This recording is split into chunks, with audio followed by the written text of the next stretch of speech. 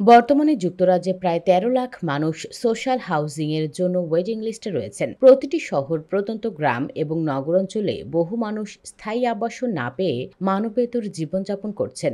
অথচ এই একই দেশে হাজার হাজার সেকেন্ড হোম বছরের পর বছর খালি পড়ে রয়েছে। এই বাস্তবতা একদিকে যেমন চরম বৈষম্যের ইঙ্গিত দেয়, অন্যদিকে সরকারি নীতির অদূরদর্শিতাও তুলে ধরে। লোকাল কাউন্সিলগুলো ইতোমধ্যে এমন খালি বাড়ির উপর ১০০% পর্যন্ত কাউন্সিল ট্যাক্স আরোপ করেছে, যাতে করে এসব বাড়ির মালিকানা তাদের প্রপার্টিগুলো ব্যবহারের উপযোগী করে তুলতে বাধ্য হন। কিন্তু চাঞ্চল্যকর তথ্য উঠে এসেছে সাম্প্রতিক একটি প্রতিবেদনে। ব্রিটিশ গণমাধ্যম জানিয়েছে, শুধু ব্যক্তি মালিকানাধীন বাড়ি নয়, বরং বহু কাউন্সিলের নিজের মালিকানাধীন বাড়িগুলো বছরের পর বছর খালি পড়ে রয়েছে। ২০০৯ সালের পর এই প্রথমবারের মতো কাউন্সিল মালিকানাধীন খালি বাড়ির সংখ্যা রেকর্ড পরিমাণে পৌঁছেছে। সরকারি পরিসংখ্যান অনুসারে শুধুমাত্র ইংল্যান্ডেই বর্তমানে প্রায় ৩৪,০০০টি কাউন্সিল মালিকানাধীন বাড়ি খালি পড়ে রয়েছে। অথচ এই সময়ে সোশ্যাল হাউজিং অ্যাসোসিয়েশন দ্বারা পরিচালিত বাড়ির সংখ্যা মাত্র ৫৫,০০০। এই খালি বাড়িগুলোকে যদি দ্রুত বসবাসযোগ্য করা যেত, তাহলে তো বহু মানুষ আশ্রয় পেত। প্রায় প্রতিটি কাউন্সিলেই এমন চিত্র দেখা যাচ্ছে।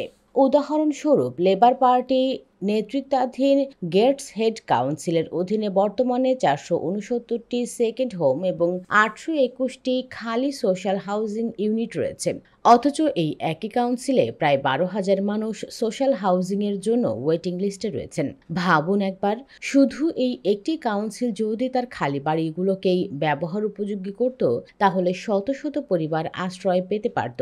সরকার ১ এপ্রিল ২০২৫ থেকে সব কাউন্সিলকে ১০০% কাউন্সিল ট্যাক্স প্রিমিয়াম আরোপের ক্ষমতা দিয়েছে, যার লক্ষ্য ছিল খালি সেকেন্ড হোমগুলোকে কাজে লাগানো। কিন্তু টাস্ক পেয়ার্স অ্যালায়েন্সের চিফ এক্সিকিউটিভ জন কড়া ভাষায় সমালোচনা করে বলেছেন, কাউন্সিলগুলো নিজেরাই তাদের খালি প্রপার্টিগুলো বসবাসের উপযোগী করতে ব্যর্থ হয়েছে, অথচ সেকেন্ড হোমের মালিকদের ওপর অতিরিক্ত ট্যাক্স চাপিয়ে দিচ্ছে। এটি আসলে কাউন্সিলগুলোর অসততা এবং জনসচেতনতার অপব্যবহারের প্রমাণ, বলেছেন তিনি। জন আরও বলেন, এটা যেন মানুষের আবাসন সংকটের সমাধান নয়, বরং কাউন্সিলগুলোর জন্য এক প্রকার অর্থ উপার্জনের কৌশল।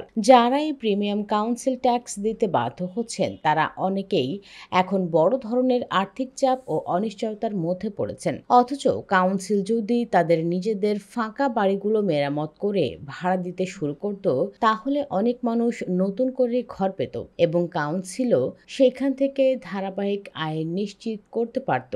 বিশেষজ্ঞরা বলছেন, এখন সময় এসেছে যে প্রতিটি কাউন্সিলকে বাধ্যতামূলকভাবে বছরে একটি নির্দিষ্ট সংখ্যক খালি বাড়িকে বসবাসযোগ্য করে তোলার লক্ষ্যমাত্রা নির্ধারণ করতে হবে। খালি পড়ে থাকা সেকেন্ড হোম এবং কাউন্সিল প্রপার্টিগুলোকে শুদ্ধভাবে যাচাই করে দ্রুত সংস্কার ও বরাদ্দের আওতায় আনতে হবে। না হলে শুধুমাত্র বাড়তি ট্যাক্স চাপিয়ে মানুষের আর্থিক দুঃখকে আরও বাড়ানো হবে, সংকটের সমাধান নয়। একদিকে মানুষ গৃহহীন, অন্যদিকে ঘর ফাঁকা।